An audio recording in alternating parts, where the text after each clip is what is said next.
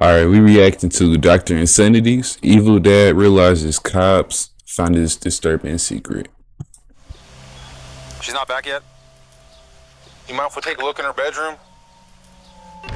Has she ever disappeared before? She's didn't leave without permission. She doesn't not text me when I text her. What does she normally take with her when she leaves? The book bag, her phone. Her phone's not in here. Not that I've found. She's gonna talk to you with that tomorrow around. Arguing here last night, or I mean the night before, anything, any reason she would leave? No. Okay. There's a rumor going around, people telling us that she was afraid to come home. This is the moment Andy McCauley realized police were on his trail. Just hours earlier, his girlfriend's daughter, Riley Crossman, suddenly went radio silent, and police were quickly called to come and investigate. At first glance, it looked just like a messy teenager's bedroom with nothing out of the ordinary. But as the officers scoured through the clutter, unsettling details began Never to mind. emerge. I'm not gonna speak on it. This is her book bag. Debbie says she wore it, but she said the kids already. Nah, I was just gonna say it's like an overly messy room though. Like a little bit. They would find items that a teenager might typically take if they were planning to run away. But as they begin to look even more, they start to notice blood. Blood was on her sheet, and more was found on her comforter. The cops were now certain that foul play had occurred, and something terrible happened to Riley. As they try to piece together the puzzle, police find themselves entangled in one man's web of deceptions and twisted lies, all crafted to conceal his one single disturbing secret. On May 8, 2019, dispatchers received a call from a concerned woman reporting the disappearance of her 15-year-old daughter, Riley Crossman. As officers arrive at the scene, they come into contact with the caller, Chantel Oakley, and her boyfriend, Andy McCauley. What's going on, man? Haven't seen you in a long time. It's been a while. Any word? Alright, so somebody the police already know about. You mind if we take a look in her bedroom? Has she ever disappeared before? She didn't leave without permission. She doesn't not text me when I text her. This is the only mirror we have like this, so I came in yesterday morning, and I don't remember that being there. And especially her glasses, because this is not exactly the way it was. I've been in here digging and looking to see if there was a note or anything like that. According to Riley's mother, this was unlike her, and she wasn't one to run off without telling anyone. A quick search of her room revealed that her belongings were untouched, except her bed, which was covered in bloodstains. I don't understand, bro. If you're gonna commit a crime, bro, how are you gonna leave behind that much evidence, bro? Like you're just leaving blood around? Like I'm sure whenever the conflicts happen, I'm not sure what happened yet because they haven't said, but like how you gonna leave blood? Like you gonna leave blood on the pillows, there's blood on the walls, there's probably blood on the windowsill, bro. How you gonna leave that much evidence? Suspicious, so officers quickly took a sample and sent it off for DNA testing. But for now, officers need to gather as much information as possible from people who last saw Riley, so they decide to question Andy about his whereabouts that day. Just gonna talk to you with that tomorrow around. Arguing here last night, or I mean the night before, anything, any reason she would leave? No. Okay. There's a rumor going around, people telling us that she was afraid to come home. I don't know if that's, I mean, you know how people go sometimes, but That was nothing like that. Yeah, Okay. people talk. So, She wouldn't have to be her. I mean, they're right. They ain't like that. It's never like that. this is nothing. Her mom wasn't even home. Right. She's at work. No, you. They said that she got an argument No, with you and, no. and didn't want to come home. No. So, I don't know. She was her grandma. You can ask your grandma. She was here doing dishes and everything. Her grandma was here. Nah, answer the question though, because we didn't ask what she was doing, who grandma was doing, bro. They said there was an argument between you and your daughter, and this would have put me on, bro. If I was the cop talking to him, and I said that, and he's trying to avoid answering that little question there, that would have put me on that he got something to hide, bro. Oh, Debbie. He would have been my number one suspect, bro, off bat, The last time you saw her. because he doesn't even seem worried. Like 9, maybe 10ish. He has the composure of somebody that knows what's going What on. context was that? Oh, she was here in the house. She went to bed probably. Well, I don't know what time she went to bed, but she was. All the kids were in the room by like 9:30. Did you see her leave in the morning? No, I left 4. I got up 4 o'clock in the morning. That was 5. Okay. Go to work. According to family and friends, Andy was never an early riser. In fact, when police interviewed one of his colleagues, Johnny, he stated that he had to go to his house and repeatedly call him to wake him up. But on this particular day, things were different. Imagine working with somebody, bro, and then you have to go to their crib just to get them to like answer their phone or to like get ready to go to work, bro. It's a grown ass man who can't get up on his own. Needs his colleague or his boss to show up at his door, bro, to get going in life. See if he's up. So that morning, do you remember if you called him or he called you? Wednesday morning. I want to say he called. But this was not the only strange thing about Andy that day. He also told police that he was at work all day, and when cops interviewed another one of his colleagues to verify his alibi, they found out that Andy had left work and was gone for nearly 5 hours. And he gets back at roughly, it's probably 2:45. So he was going a while. Four, almost 5 hours. Damn. Because of this, detectives now know that Andy hasn't been completely honest with them so far, at least about staying at work the full day. This is very clearly a red flag and means that he's trying to hide something from them. But Andy might not be the only one hiding something, as officers would find out when they decide to look into Riley's boyfriend, Hayden. For the last 8 months, the two reportedly FaceTimed every night, so officers believed that if anyone was in contact with Riley the night before, it would be Hayden, and he was soon called in for an interview 2 days after Riley went missing. Can you just tell us when you were last FaceTiming? I was actually talking to her about the DC trip that was going on. And do you know exactly what time? 10:30-ish. On the night of Riley's disappearance, it just so happened that Hayden deleted all his messages with Riley because he did not want his mother seeing them. This is why detectives could tell that Hayden knows something, but because of his mother's defensiveness, he's unable to speak his mind. I told him before not to delete his messages, but he isn't having it, deleting everything. What do you know about her mom, her mom's lifestyle? Oh, well, it's probably because you're going through his phone, bro. I feel like she just isn't a responsible person. She'll just let her do whatever she wants. They had a dance, and she was wearing this short dress. She let her walk to the school by herself in this short dress. It's at night. Riley had way too much freedom. Although this interview... Like, your opinion about somebody else's daughter really doesn't fucking matter, bro. Like, you have such a mean opinion because she dating your son or talking to your son or whatever, but at the end of the day, it doesn't fucking matter. At the end of the day, you judging her based off of her outward appearance, her happiness, bro. She wanted to wear a short ass dress, all right, whatever. So what? Back in the day, you would have did that same shit, bro. You would have did the same exact shit, trying to be all cute and trying to be all pretty. But now somebody else doing it, somebody else happy, bro, and now you just shitty. Like, that shit weird. Not too fruitful, it pushed Hayden to come forward with a crucial piece of evidence afterwards. A series of disturbing text messages that Riley sent to him the night before she disappeared, saying that Andy was in her room. He got that girl named Baby Girl. Immediately, all suspicion That's not was his further contact name, bro. confirmed There's around no Andy, way. and officers would later use this information to piece together this dark puzzle. But for now, finding out Andy's actual whereabouts and what really happened during the 5 hours that Riley was missing is crucial to the investigation, and the reason why Andy would be called in for questioning.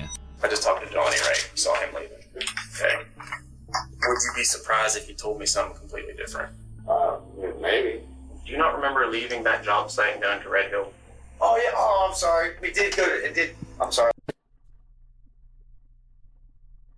But if he immediately apologized, everything was gonna be, all right, no, you good. Nah, bro. Cause what you lying for? You don't remember not being at work? Nobody forgets, bro, when they're supposed to be at work, leaving. Nobody's gonna forget that, bro. We did. You're right. Okay. You're right. We did go to and did a shelf. How long were you there at Red Hill? Like the rest of the day. Okay. Like the rest of the day. Okay. Were you at that house the entire time fixing the shelves? No. Okay. Where were you at? I was at the other house. Okay. I went and got some. I went and got some more drugs. If Andy was off doing illegal drugs during those 5 missing hours, then that could possibly explain why he didn't initially tell the cops the truth about where he had been all day. But this also could just be his way of I think trying he was to doing the distract drugs that police day, if by we're being bringing their honest. attention to something else. At this point, detectives know that Andy is desperate to give them an alternate alibi, and his drug story could possibly be true. So to cross-check, they would call in Johnny again. Johnny had a history of drug use, and the two would often do cocaine together, so he can easily substantiate or discredit Andy's account. Would you say that there was enough to still do another line each? Oh, yeah. A couple lines each? Oh, yeah. Okay. So you wouldn't have to... You didn't need any more coke? No. So now, Andy's story about going to get more drugs isn't adding up. His colleague had already told the cops that they had more than enough cocaine to get them through the rest of the day, so there would be no reason for them to go get more drugs. Realizing that Andy has been lying, the police decide it's time to confront him and get to the bottom of his deception. What if I told you that I know you weren't that Sunoco, and you didn't buy drugs off anybody that day? See where I'm getting at? We went from this story to this story. So I'm not gonna judge nobody, but I don't know, that was just crazy to me. Like, the boss is saying it, bro. Like, we had enough drugs to last all day. He didn't need to go get any more drugs. Like, I'm not gonna judge nobody tweak, bro. Hey, if you gonna tweak, you feel me? But damn, like, how much coke you need, bro, to make it through a day? And then, like, every single day you going to work, you supposed to get up at 5 a.m. You got to get geeked up on the tweak, bro, with the coke. And then, like, I think they're doing construction too, bro. I don't know. I guess it gets you juiced up or whatever, but hey, I get a thirst. I don't know. This is one of these times you really need to think of what you're telling me. Okay, because you're not being honest. Remember what I told you about being honest and I'm not going to just throw shit at you? I know you weren't there. I know you didn't buy drugs off your cousin, and I know you didn't use them in that parking lot that day. Where did you go when you left? Went to my house to get the drugs. Okay. I already had them in my house.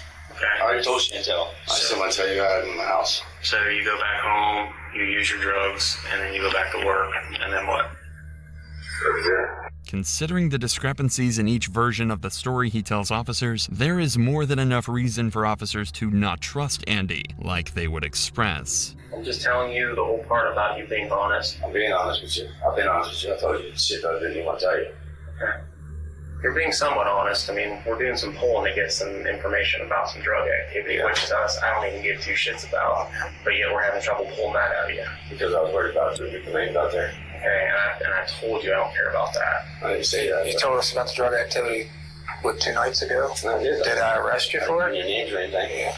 The main reason for detectives pressuring Andy like this is because a record of his movements is crucial for this investigation. Usually law enforcement can just track a suspect's movements using their phone, but in Andy's case, he had supposedly left it at home the day that Riley went missing. Knowing that the more leniency detectives show to Andy, the bolder he would become in giving shady alibis, detectives decide to ramp up the intensity of the conversation, even more to make Andy nervous and slip up about his real whereabouts. The further along this is, whatever happens, and whoever did this to her, the worse off it gets for that person too. Yes, hope so. She was probably taken out of that house. All right. Usually ways against him.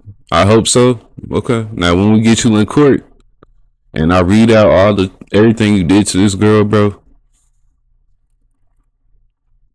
you just know you're gonna face what you did to the full extent.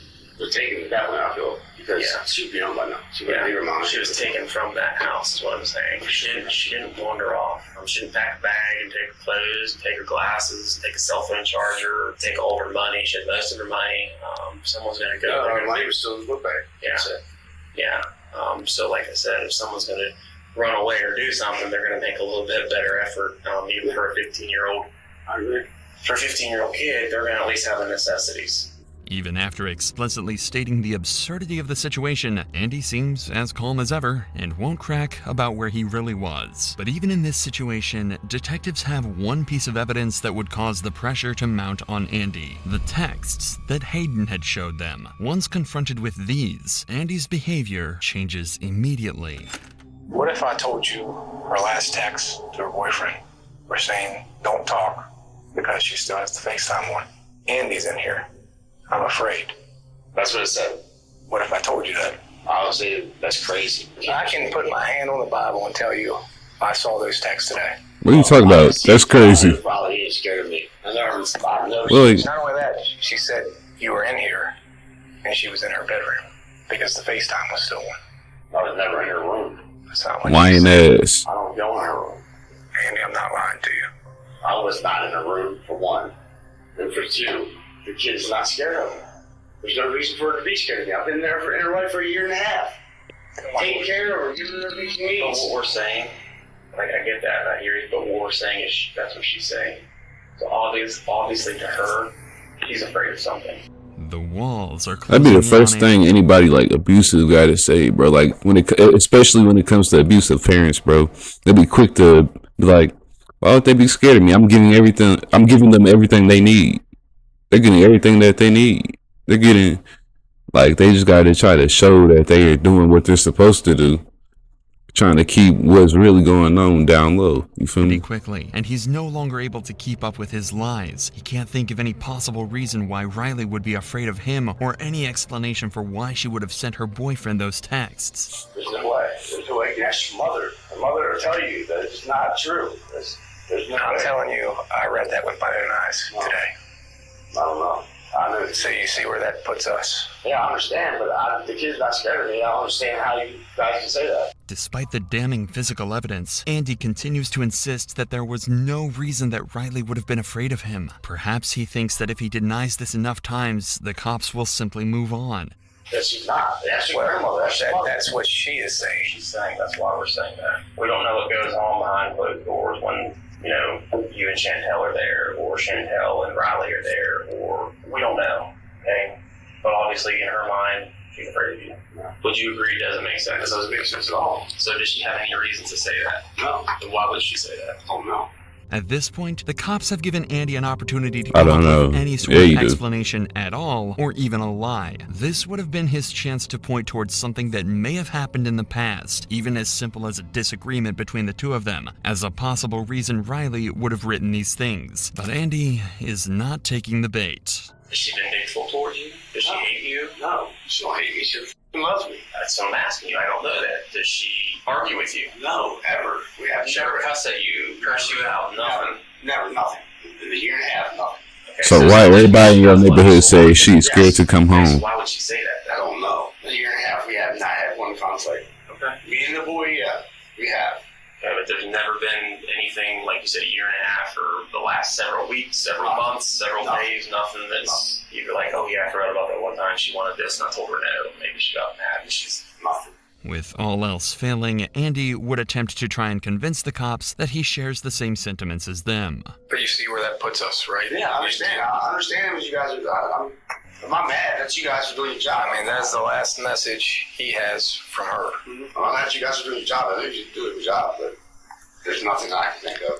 Hey, we don't care what you think about us doing our job. I'm not mad. You guys Okay. guys out Answer the question. But nothing. There's nothing I can think of. She would be mad at me for, or she would be upset with me, or scared of me, or anything with me. You didn't go in that room? No. She still had FaceTime one, too. Okay, well, I wasn't in that room. The cops lacked probable cause at this time to arrest Andy, but there is one piece of evidence that is about to change the course of this entire investigation. It was around this time that the lab results on that blood sample would finally return. And It's probably it his would be blood, an too. exact match to Andy's DNA. But that's on, not bro. all. They also learned that the blood they tested was also mixed with saliva. This made the cops suspect that Riley's face may have been forced into the pillow in an attempt to keep her from screaming. This is an important development, but they still haven't located Riley, and they need to find more information about where Andy was during those 5 missing hours. Luckily though, all of that can be answered in the CCTV footage that captured all of Andy's movements. There were cameras attached to a nearby high school that captured Andy McCauley leaving his work site. That was the starting point of the Yeah, investigation. you can't for commit no cops. more They crimes, knew bro. the direction There's of too his many travel, cameras around now. including the facts that he was on Route 9. An eyewitness witness who knew what Andy's vehicle looked like was able to confirm that she saw his truck backed up into the driveway of Riley's home in the middle of the day when he should have been at work. At this point, the cops believe that Andy killed Riley during the late night or early morning hours, likely to keep her from screaming while he assaulted her. They believe he then hid her body in the bedroom until everyone left, and then later returned to the house when it was empty to pick up her body and dispose of it. Using freaking CCTV weirdo, footage bro. to guide them, and with the help of police canines trained to pick up Riley's scent, they search a nearby mountainous area. It is there that they tragically find Riley's decomposing body left in a secluded area. While this is the outcome that nobody wanted, it marks the turning point in the case. Near where Riley's body is found, there are several unique-looking screws discovered. These are the same screws that were located when the cops had searched Andy's vehicle the day previously. This is even further evidence that solidified the case against him, and 8 days after the discovery of Riley's body, Andy is arrested and charged with her murder. He pleaded not guilty. In the trial, Andy's defense argued that the prosecution failed to provide a clear motive or definitive cause of death, as the exact cause could not be determined due to the body's decomposition. Despite this, the jury found significant evidence linking Macaulay to the crime, such as the presence of drywall mud on Crossman's body, which matched the drywall found in Macaulay's truck, and inconsistencies in Macaulay's statements about his whereabouts on the day of Crossman's disappearance. The jury deliberated for about 4 hours over the course of 2 days and decided that the monster who thought he was murdered untouchable, Riley was trying to none plead other not guilty. than Andy Macaulay. We, the members of the Pettit jury, as to the issues joined, find the defendant, Andrew J. Macaulay Jr., as follows. Count 1, murder. Guilty of murder in the first degree. Finally, justice for Riley had been served. The only thing left was for Andy to be sentenced. The judge presiding over the case sealed his fate by giving him 2 life sentences. He will never see the light of day as a free man ever again, and most Hey, look. Don't be out there doing crimes, bro. It's too hard to try to get away with it. You know, morally, it's not the right thing to do. Should open a book, learn something. Or get you a job. Not gonna lie. But hey, look, comment, and subscribe. Like, comment, and subscribe.